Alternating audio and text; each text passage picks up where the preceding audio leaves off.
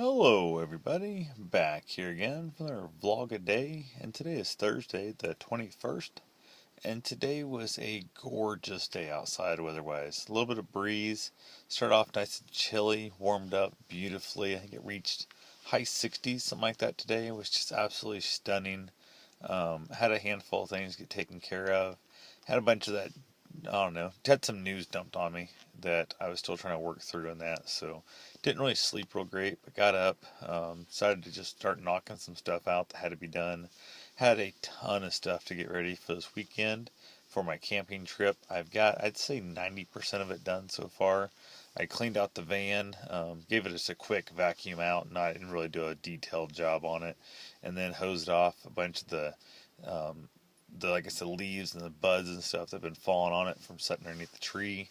And figure there's no use in really cleaning it heavily because I'm going to be driving rock roads to campsites and that, and there's no reason to detail a vehicle just to go get dirty at a campsite. So went ahead, got that done, got the trailer loaded up, dirt bikes in it, recumbent pedal bikes in it, which I had to get new tires for it, new tube for it. So spent a buttload of money on that.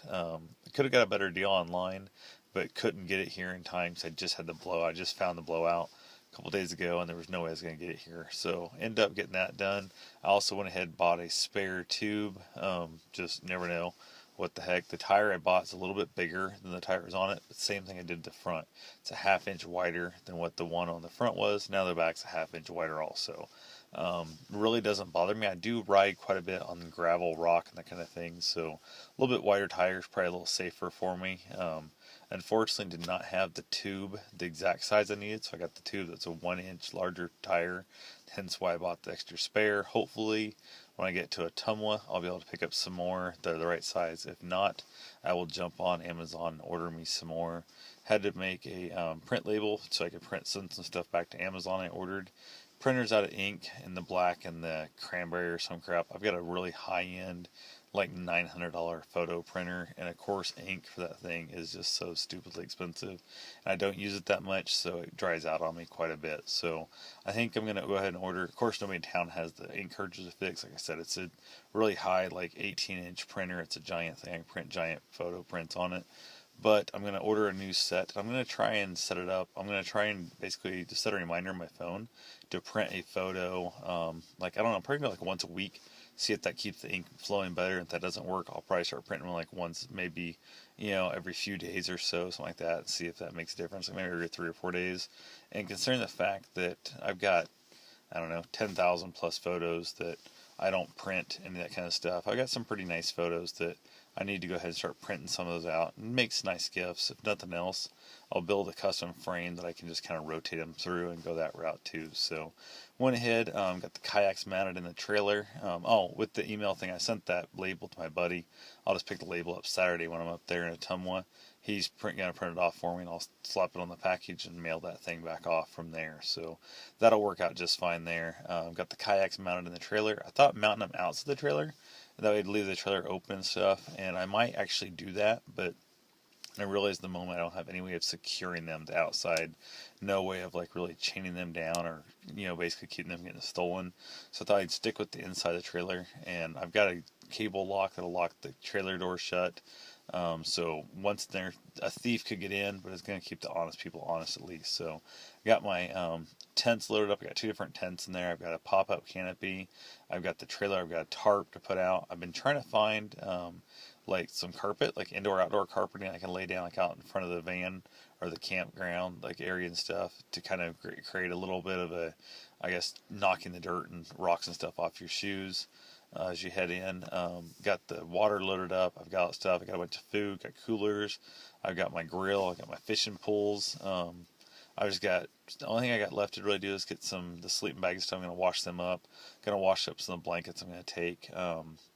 Haven't camped with them yet this year. I think last time I used them was like last September. I went to the Hawk Marathon down there in Kansas and froze my butt off. So, gonna take those out. Planning on throwing a memory foam mattress in the van and going that route. And I think it'll fit actually when the tents, if it gets too hot in the van, I'll throw it in the tents and sleep out there. I'm not a big fan of just sleeping on the ground. I don't know. I've got enough money to afford a memory foam mattress. I see no reason to sleep on a rocky chunk of ground. So now if I was like day hiking or if I was through hiking and running, whatever, and I was carrying my stuff on my back, whole different world. But I'm not. I'm going to have my van right there, the tents and all that stuff. Hopefully, got people showing up. I don't know if they will or not, but I got everything that needs to be there for that purpose. Got the little hot dog sticks to cook things on the grill. Only thing I have left to do for tomorrow, I need to get my fishing license. I've got to get that done. I do not want to get busted for fishing without a license. I need to load up wood, firewood to burn at the campsite, which I'm not sure. There was some kind of thing I think where you had to buy their wood, maybe something like that. So I got to check into that too and make sure. My fire starters, I've got all that kind of stuff. I've got the only thing left to do is load up my cigar box, and I've got to put a bunch of more podcasts and stuff on my phone here before I take off. I've got my chargers, the other thing I need there, jumper cables in case I kill my battery on the van. Somebody else can jump me. Hopefully that won't happen. I don't know, just super excited about this weekend. I'm really in desperate need of just getting away from the world and basically shutting off a little bit and just bullshit and talking to good people about stupid stuff. So went ahead, ended up on the phone for, I don't know, a few hours a day talking to somebody who basically has shut me out of their life. And it's funny because we've talked more in the last few days since they've, since I'm out of their life, they've shut me out and told me I'm done. Then they talked to me in the last few weeks prior to that time. So interesting how that stuff works out. I don't know, it's one of those things where you are in a relationship for damn near a year with somebody and you think it's going one place and you're not able to basically move on because they're trying to end other stuff. And then it finally ends and then things get weird and I don't know. And then out of nowhere, you get a phone call that basically I don't know, after almost a year of your life with somebody and you get, I guess, told to basically fuck off. That wasn't exact words, but that was pretty much the whole gist of it over the phone. I don't know, it just seemed really sad and really weak to do that over the phone, and it was very hurtful because that's one of the things that I have had a massive issue in my life, and I told them about the fact that the whole abandonment type issue of situation of people who just give up out of nowhere and aren't willing to work things out and talk things through. Because I've always said I'll take 100 little fights over things that we both can work through than keeping stuff to yourself and then throwing it all out there at the end and giving up on stuff. But apparently, it doesn't matter. You get told one thing, it's a whole world of words are cheap and actions are a lot more. So when their actions are, a lot more, it's just, I don't know. I got blocked on Twitter and that whole thing and basically called, just, I don't know, a lot of things. It was just interesting and makes you realize how people who, when they feel slighted or feel hurt, they feel the need to lash back out. So I don't know. I'm not that guy. I'm not the guy who feels the need to lash out and hurt people when they hurt you. Because I've said it many times in the past, and I'll say it many times in the future, is I didn't forgive you for you. I forgave you for me because I deserve better than to have to let that linger over top of my head and worry about it. So I plan to get some sleep tonight. I guess